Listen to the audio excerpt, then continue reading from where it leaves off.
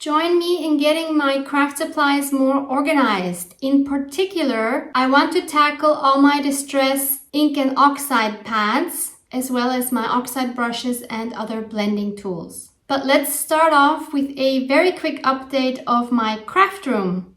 Welcome to another studio vlog. It's Barbara from Vienna, Austria. If you enjoy these kinds of behind the scenes videos, you can also check out my vlog playlist below this video. I feel like I haven't shared my craft room in a while, so I thought I'd give you another tour. Hopefully today I can get to some of my new organization, which I will share with you. Then here are all my journals. So this here was Nadia's journal, the one I've been using for Junk Journal Snacks in 2021 and 22. This one here is Honey's beautiful journal that I'm currently playing in for Junk Journal Snacks mostly. And this here, of course, is my Defemorember journal. And I'm still in the process of adding more of your comments onto the pages. I think that's going to take a while. I think up here, nothing much has changed, except this one here. This is a beautiful card I received from my dear friend, Louise Heinzel. So happy to have this here. And also I have one more, which is this one here, which is my Alice in Wonderland tag booklet. Really cute and fun. This was a design team project for the Digital Collage Club. You can find that video in my design team projects playlist if you're interested to see how I made that.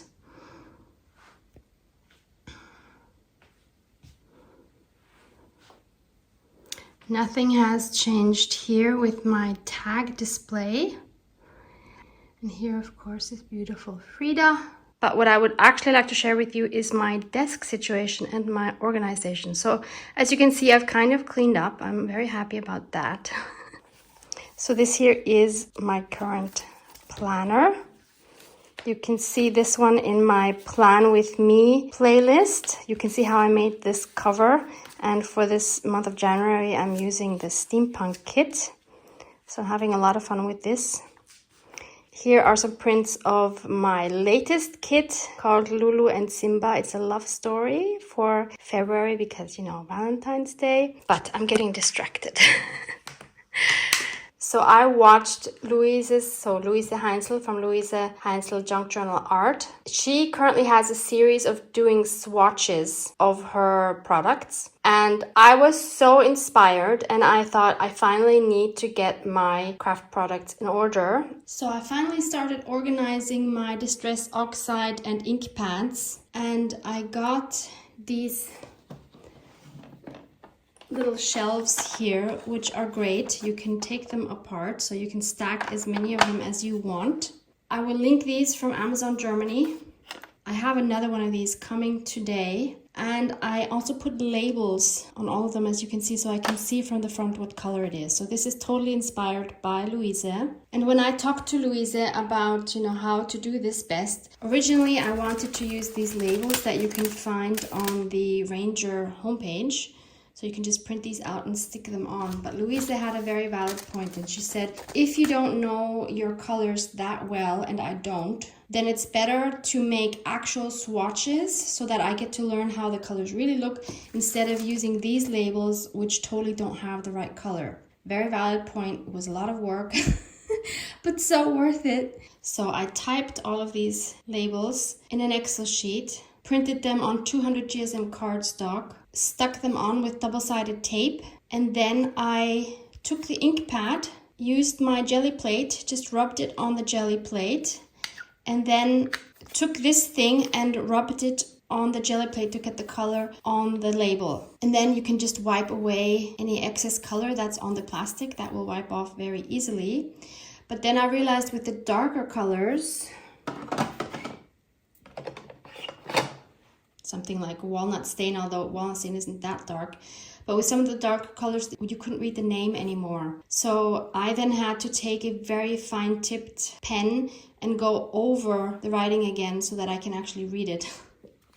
I'm hoping with time I will get so familiar with the colors and know where I have what that I won't need to read the labels anymore, but I'm not there yet. So I'm happy I have this. So I'm expecting another package with these today. So in one package you have 6 of these single trays.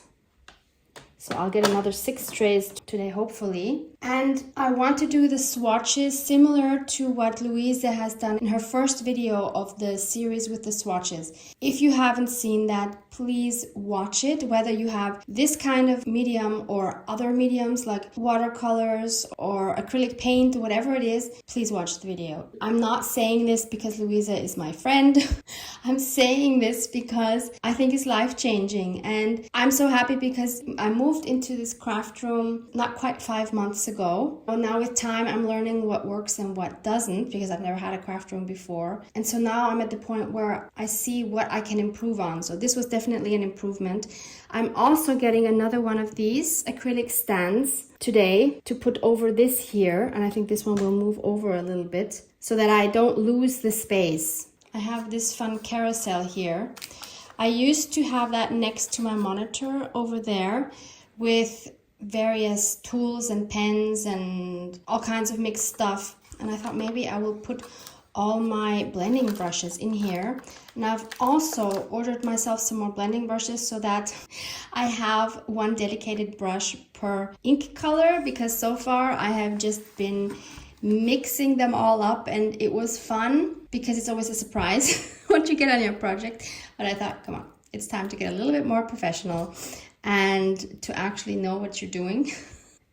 So I ordered some more brushes. I hope they come today. So I will label those as well, because when you have them in here, again, you don't know which brush goes for which ink because you can't tell by the color. And also you shouldn't mix oxide brushes with ink brushes. It's a whole thing. So I thought I would put the brushes in here.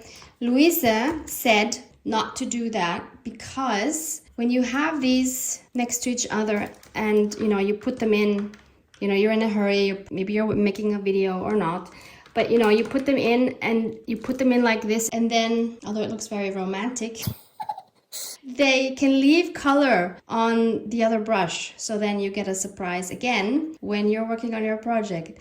Yeah, I don't think I mind that much. I'm not as picky. Maybe I will become that picky over time. At the moment, I'm like, yeah, I don't have a better solution. I don't think it's the ideal solution, but I think it will be an interim solution for me.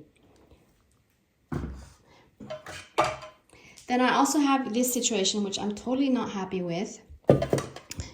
By the way, this carousel I found at TJ Maxx a couple of months ago. It's in one of my earlier vlogs. I don't know if your TK Maxx in the US might have it, or Australia, or wherever you are in Europe, if you have a TJ Maxx. I don't know if they still have them.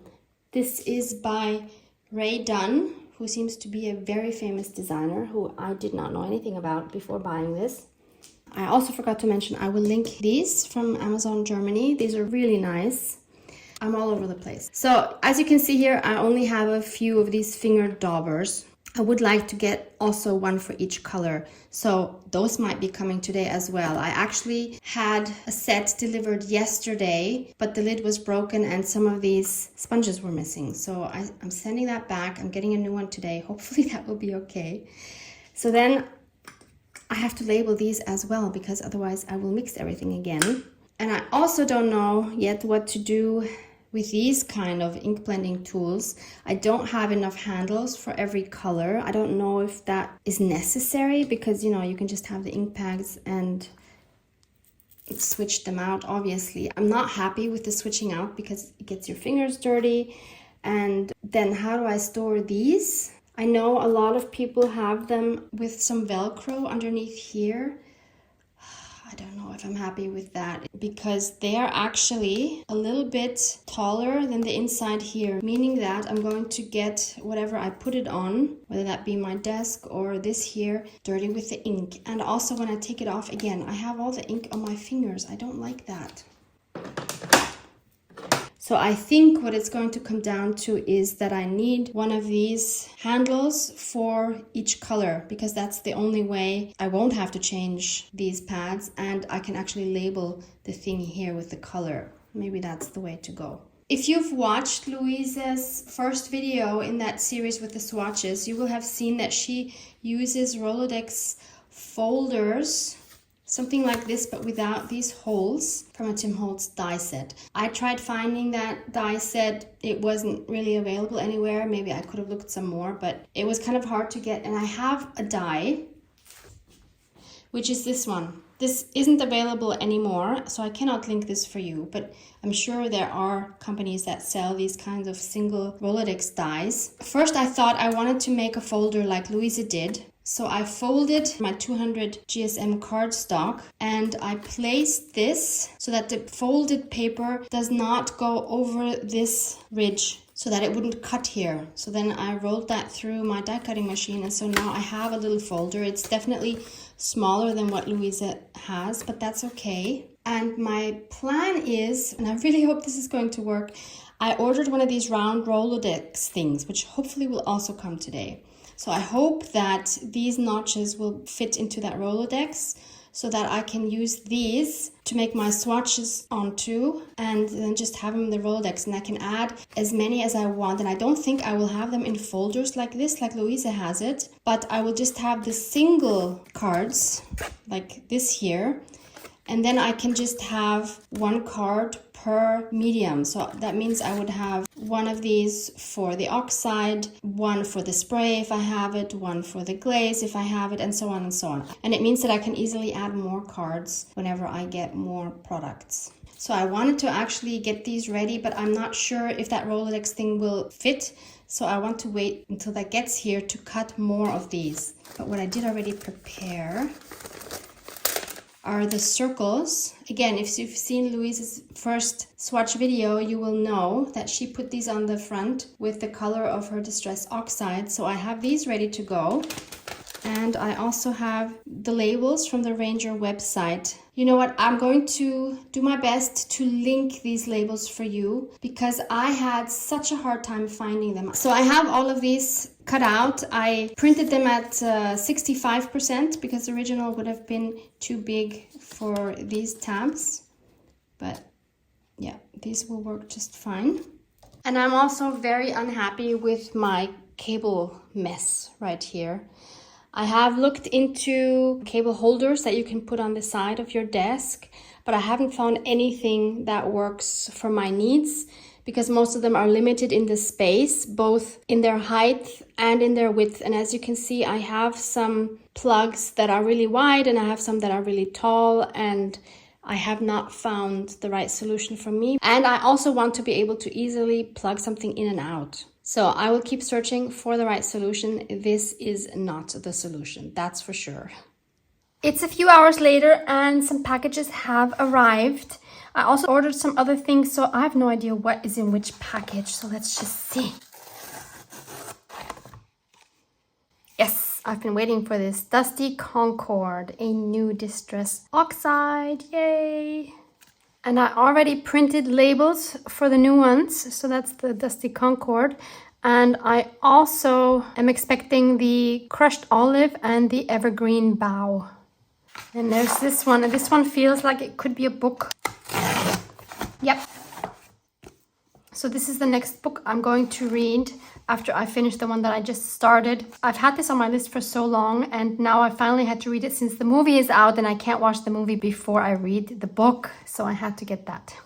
This feels like they might be the round sponges for the ink blending tools. Yes. Are definitely a bit squished. No, I think they should be okay. And this one here, I'm guessing, are my finger daubers. Hopefully this time everything will be okay. Oh, yes, that looks a lot better already. Oh, that looks so much better. Yes, it's working. They're all here. Yay, that makes me happy. I think there's 40 in here. Excellent. This one here, I'm assuming, is one of those trays for the distress oxides. And my other 2 oxides are in here, yay! So there's the crushed olive, what a gorgeous color, and evergreen bough. So that's what the packaging looks like of these shelves. Sorry for the glare. Ink pad storage system. Holds most major brands of ink pads. And the company is Spectrum Noir. They have offices in the UK and the US. So they come like this, and then you just take them apart and you can just stack them. They look like this from the side. So if I stack another one, it's going to go more back so that you can easily access your ink pads. So it looks like this. And finally, this is the piece I'm most excited about. I hope this is my Rolodex. Yes! I just really hope that this is going to work. So it comes with these plastic dividers. I don't think I'll be needing them. I guess you could organize your supplies by alphabet, but I'm not going to do that. I think I'm going to arrange them by color, so all the yellows and the reds and the blues and all that. So I won't be needing that, but let's try if this works, please. Oh my goodness, it's perfect. Yes, it could be wider, but that's fine. Oh my goodness, this is so cool. It comes with 200 of these sleeves. They are meant to put business cards inside. So you can put one in the front and one in the back. I currently don't think I'll be using any of these, but I'm going to keep them because I can always change my mind. I will link this Rolodex for you from Amazon Germany. I would hope that any type of Rolodex die that you can find will have the standard measurements for a Rolodex. So then you can do the same thing. Oh, and there was one more thing. So these are my brushes for blending the oxides. Yay! So I think that's it. I think I'm done for the rest of the year. I wish. One last thing. I got my second acrylic stand. So I will unpack that as well. And that's it. And I don't do this every day. So I've set up the second one here. As you can see, I can fit 2 of these now underneath. This is not going to stay here. And I have the new one now here, and my 3 new colors will go on top here. So let's just quickly label those. So I have my 3 labels here. As I said, I printed them on an Excel sheet on 200 GSM paper, and I am just going to add some double-sided tape on the back.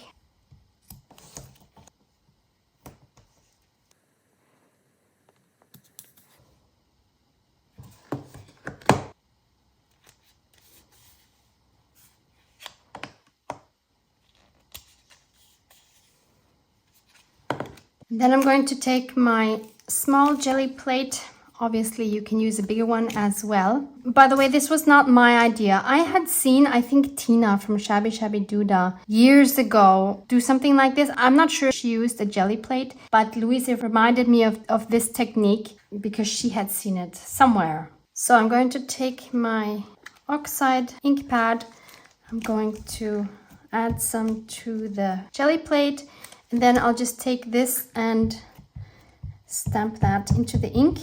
And see, this is where the problem is. Where the ink is dark, now we can hardly read the label anymore.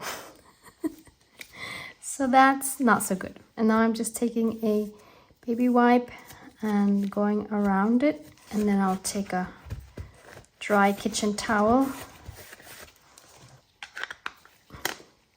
And I'll have to go over that with a pen because I really cannot read this. Let's wipe this off, and we'll take the evergreen bough.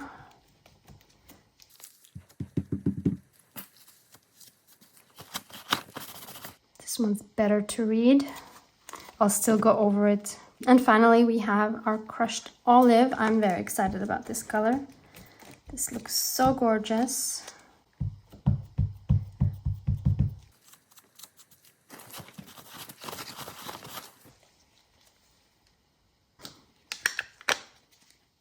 I really understand Louise's reasoning. This way we have the true colors, and I think that's very helpful. I'm just going to take this envelope and put that into the paint. Not paint, oxide. I should have done that with the other colors as well. I'm just thinking maybe you can get a lighter tone by using a brush like this, just gently going over it. Might be worth a try. So I'm just going to go over the names with a 0.1 black line marker. Okay, now they're much better to read, but I must say it's quite challenging because that font is so small. So now I can sort them into my tray. I think for now I will leave it like this. I'm not sure how else to do it. These here I could potentially put here, but I don't know where to put all of these and these, and I don't know how to do this at all. So maybe I'll order more of these, but I don't know where to put them. Maybe a wooden box that will go right here on the side. So next I want to go ahead and label these brushes. I think they fit in here quite well actually. I left 3 of the compartments empty in between because I think otherwise it's going to get too full. I think this is just fine like this. So I want to label these brushes up here on the top, because if I label them down here I won't see it because the handle of course is hidden in here.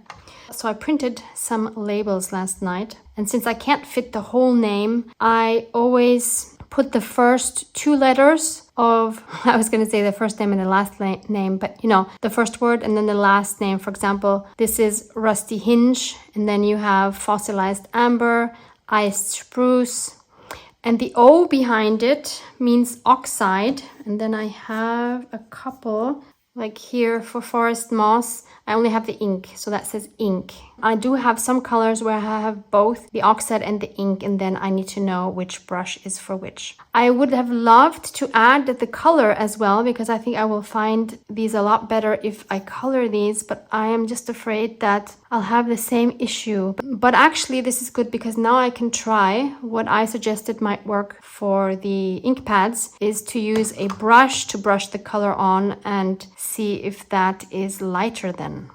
Let's try it with one of the darker colors, which is Villainous Potion.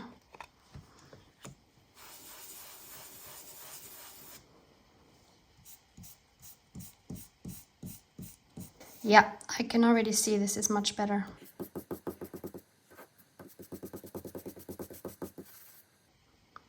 So I can still read the name and I still see what the color actually looks like. So maybe that's something you can do for the ink pads as well, instead of doing it like I showed you before. So then I can stick it on my brush, and I'll make sure to stick them all in the same direction. So as you can see, I've made the labels. I wasn't able to do all of them yet. I have 3 more labels left, and I think I need to print a few more for the new oxides up here. And I also need to wash these to be able to label them, because at the moment I have no idea what is on them. So this is what it looks like when they're in this carousel. It's not perfect by far, but it's definitely an improvement to what I had before.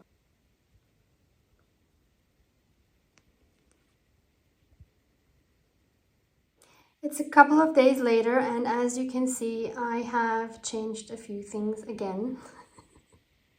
It's really not easy to find the perfect solution. So let me show you in detail what I have done. I struggled a lot with the decision of how to keep my brushes. I ordered another set of 10 because I decided I want them all to look the same. I've already labeled all of them now, and I've divided them into 3 glasses because I wanted to look aesthetically pleasing as well. And I think these glasses look nice. They're regular drinking glasses. And I separated the brushes according to color families. These here are the neutral ones. These here are greens and blues, and these are yellows, reds, and pink and purples. Underneath the brushes, I now have this little box So all of my mini ink blending tools are here. I'm not ordering anymore. I have spare sponges here. I put new sponges on all of them and I'm getting rid of the other ones because again, I didn't know which color was for which blending tool, and also some of them look pretty beat up. So I'm quite happy with this. I do still need to label them once I start putting color on them. These I'm going to use mostly, of course, for blending bigger edges. So I will probably have more neutral colors on these, which will be the typical colors that I ink edges of paper with. And here on the side, we now have this box and we have these here. So all of my finger daubers are here. They are all labeled in the meantime. I think they look very cute. I have a few spare ones, which is also great. And I have this box, which is the same as the other one where my ink blending tools are in. And as you can see here, I now have my Rolodex cards. In here, I have inked up all the edges. I have labeled them with the Ranger website labels. And they are ready for the next step to add the swatches to on the fronts. I have some spares here. And what I also have is these sleeves that were in the Rolodex. Originally, these were taller and wider than my index cards, so I cut them all down. And what I still want to do is, since now they're open on the top, I mean, I could just leave them open. I'm just thinking, originally I thought I would sew on the top here, but now I'm thinking maybe I can just leave them open. Okay, I will need to think about that. I will leave them open for now, and then once I put scraps inside with swatches, then I will decide whether I need to close them up on the top or not. I could still access them from the side if I need to take something out or replace it or something. And the idea is then to, for example, here I have crushed olive, so I will put the initial Distress Oxide swatch here, like Louise did in her video. That's why I have these circles cut as well. And then behind it, I would put this to have samples like with different papers or maybe for the oxide spray or whatever I have from that color. And because they're, of course, sliding around in here, I put this piece of wood here to keep them upright. And this here is actually something super special. I'm so happy to have this. Maybe you've seen something similar in one of Louise's video. It would have been, I think, quite a long time ago because I haven't seen this in her video for a long time. So this is a piece of wood that she cut for me from the wood that they used to extend her mini caravan. And this is perfect because look, there was a branch obviously here. And this is perfect for laying your brush in so that it doesn't get your table dirty. How cool is that? So when I visited Louise last May, I really wanted to have one of these. And Louise was so kind to cut me one, and then I just sanded the edges down a little bit so that they're nice and smooth. So I can have this in here. So that means I'm getting rid of these. I will need to find a different purpose for this here. Obviously, I will keep these. They are not quite the same as the ones in the box, but I'll definitely keep these. And I decided I'm not going to use this Rolodex. It's too big, it's too bulky. I don't really like having everything just hanging down like this. I would have to really fill it up a lot for it to, stand up like this. It's not as cool as I thought it would be. I think I'm happier with the wooden box. Is my setup perfect? No. Will it ever be? Probably not. I think it will continue to be a work in progress. But I see a huge improvement to what it was before. I feel like everything is organized, and that's exactly what I wanted. So now I can continue making those swatches with the Rolodex cards, and that will help me to get to know the colors even more. I already noticed that I'm getting to know them more just by making the labels here and putting colors in different families. Like I already have a better picture of what I have and what goes with what. So that's been a really good experience as well. I also want to add that I was able to buy this craft supplies because of the generous donations that you have made, especially during Defemorember, during December. I'm so thankful for everything you've donated. Some of you were so incredibly generous. Thank you so, so much. Your donations help me build my business, to grow as an artist, to get to know my supplies better. And I can't thank you enough for giving me this opportunity. I hope this was helpful in some way. Maybe you want to tackle your own craft supplies, whether it's similar supplies or something completely different. It's a really, really good feeling to have things organized. And I waited way too long before I tackled this. Love you guys. Mwah! Mwah! Or maybe we just hit the end of the road. Right now it doesn't even matter. It's too late not to let it go. And that's why